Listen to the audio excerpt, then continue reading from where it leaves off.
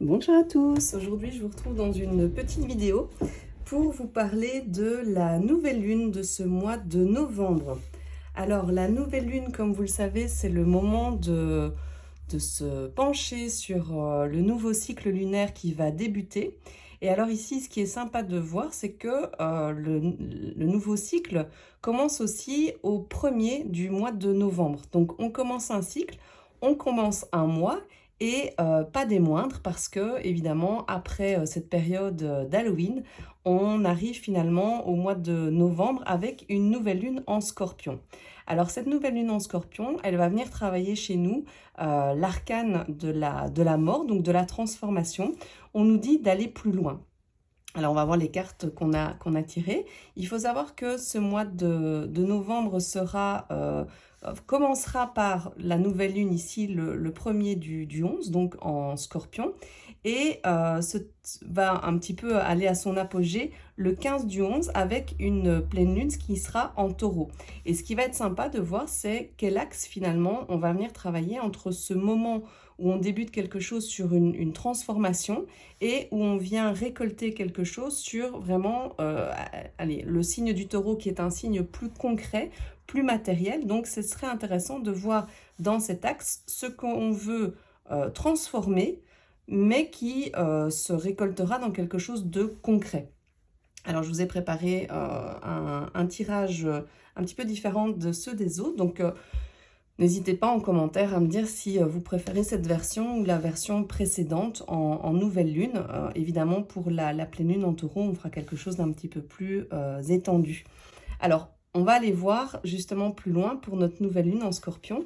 J'ai tiré la carte de l'ermite et la carte de l'impératrice. Alors, les deux cartes ici, qu'est-ce qu'elles nous disent? La carte de l'ermite est une carte qui est une carte, les deux d'ailleurs, hein, dans un style différent, mais d'une certaine sagesse. Si vous voyez, au niveau des cartes, l'ermite est assis, il observe sa lanterne, il s'est arrêté sur son chemin, et l'impératrice, elle aussi, est allongée sur son sofa et semble prendre un temps de pause. Donc les deux nous invitent finalement à prendre ce temps de pause, d'introspection, en vue de se poser un petit peu la question dans ce nouveau mois de novembre, hein, qui est la dernière ligne droite, j'ai envie de dire, avant le tumulte du mois de décembre. Que voulons-nous finalement transformer? Parce que la mort n'est pas si négative que ça, elle nous demande finalement, dans ce nouveau mois, ce qu'on voudrait transformer. Ce qu'on voudrait transformer en quoi finalement? L'ermite nous dit que c'est une carte de feu, c'est une carte de sagesse. Qu'est-ce qu'il y a dans notre cycle qui peut nous inviter à transformer la sagesse qu'on a pour finalement récolter? L'impératrice est une carte d'abondance, c'est une carte qui est plus féminine, qui peut nous parler d'une certaine sagesse, mais qui est plus dans la matérialité. Les deux, là, moi, me font vraiment penser au fait que il est temps, c'est un bon moment plutôt, c'est un bon temps pour s'arrêter au bord du chemin, prendre 2 minutes à réfléchir et à savoir ce qu'on veut transformer dans ce mois pour finalement faire un petit peu le pour et le contre de ce qu'on a déjà, des choses qu'on peut déjà euh, palper, dont on peut profiter, qui existent déjà dans la matière et que éventuellement on peut encore une fois faire évoluer grâce à cette nouvelle lune qui va nous demander d'aller, quand on dit aller plus loin, c'est aller en profondeur, parce que quand le scorpion arrive comme ça dans un nouveau cycle, dans un cycle de nouvelle lune, ça nous invite vraiment à aller brasser en profondeur ce qu'on peut transformer. Donc c'est à la fois quelque chose qui passe par une réflexion, mais aussi par l'action pour ensuite se matérialiser. Ça, c'est le premier ici, hein, ce nouveau mois va nous inviter à nous poser ce type de questions. Ensuite, quand on va arriver au 15 de novembre, quelques jours plus tard, on va avoir droit à une pleine lune en taureau. Le taureau, c'est le signe du denier, donc c'est un signe qui nous demande vraiment plus d'être ancré dans la terre, dans la matière. C'est un signe qui est proche de l'impératrice, hein, un signe de terre. Donc l'énergie est tout autre, mais effectivement, si on a bien planté ici, qu'est-ce qu'on serait en droit de pouvoir récolter?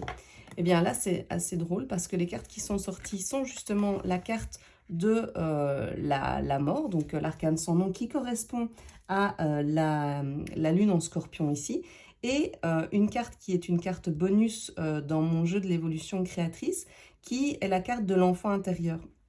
Il nous parle un petit peu du stade dans lequel on est arrivé, et c'est une carte qui personnellement me fait penser au soleil, parce que c'est une carte de rayonnement et vraiment d'une joie un petit peu sincère.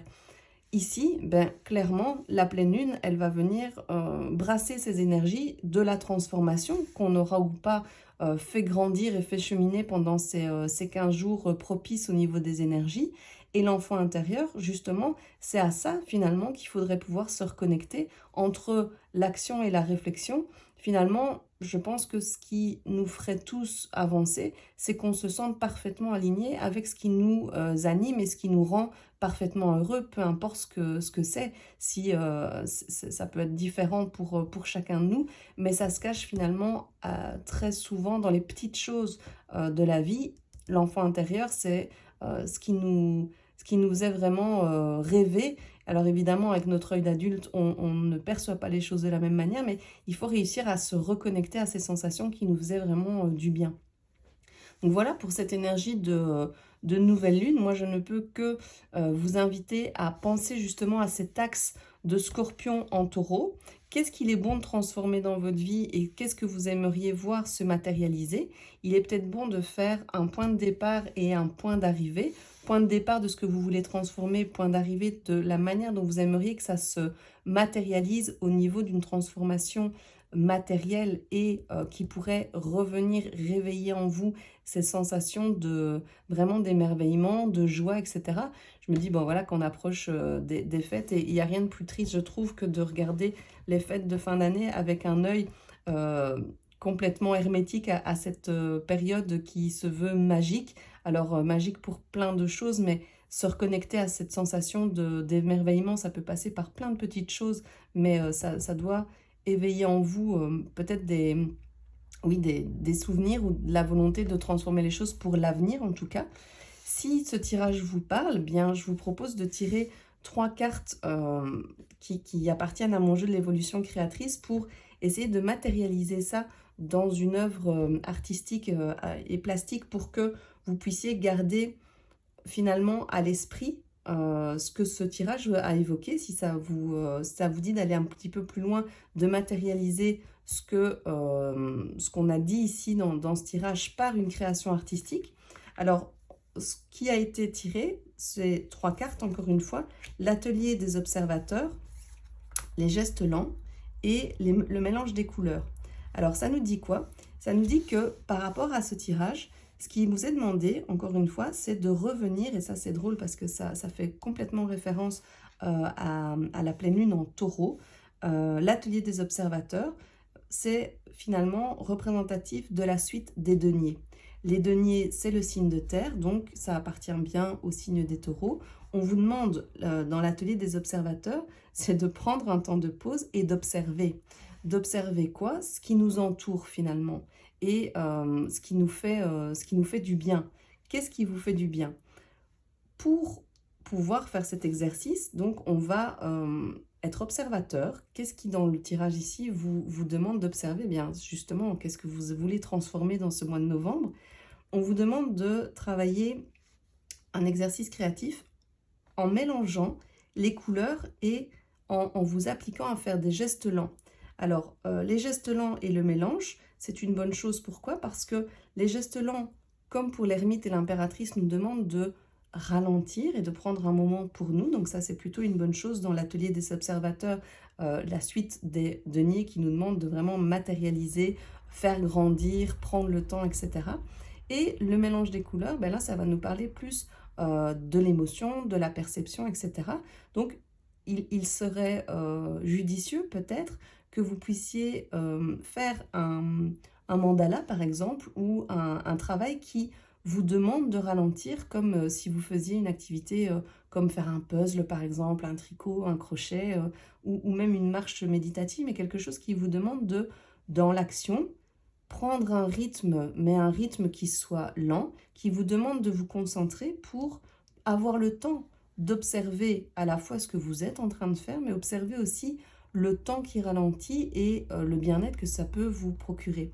Le mélange des couleurs, c'est une bonne chose pour voir un petit peu de façon intuitive dans quel type de couleur vous projetez, vous préférez aller, parce que ça nous dira assez rapidement si vous allez dans des couleurs qui sont apaisantes ou stimulantes. Est-ce que ce sont des couleurs qui appellent à plus d'action, plus de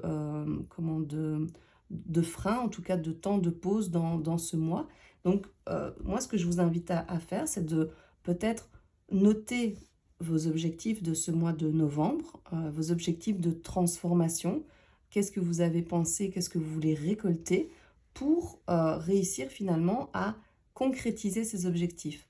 On peut toujours noter et créer en même temps. Le but, il est double. Il est à la fois de passer un bon moment dans le moment de création, parce que si vous arrivez à lâcher prise, vous risquez, c'est tout ce que je vous souhaite, d'avoir un moment de pause où vous allez peut-être percevoir autre chose que le conscient. Votre inconscient peut s'éveiller et vous donner des messages supplémentaires dans le moment de création. Et cette création, bien gardez-la à portée de vue pendant ces 15 premiers jours du mois de novembre. Ils vous permettront de rester connecté à votre objectif du mois. Parce que 15 jours, ça va extrêmement vite. Et c'est vraiment l'occasion de pouvoir se connecter à ce que vous désirez matérialiser dans ce mois de novembre. Voilà, j'espère que je n'ai pas été trop longue dans ce tirage. J'espère qu'il vous a aidé, qu'il vous a éclairé pour ce début du mois de novembre. Je vous souhaite plein de bonnes choses pour ce mois. N'hésitez pas à me laisser un petit pouce, un petit commentaire, à partager la vidéo, à me dire ce que vous en pensez ou ce que vous souhaitez. Ça me fait toujours plaisir de vous lire. Je vous souhaite un excellent mois de novembre et merci d'avoir pris un petit peu de temps dans votre journée pour suivre cette vidéo. Voilà, à tout bientôt!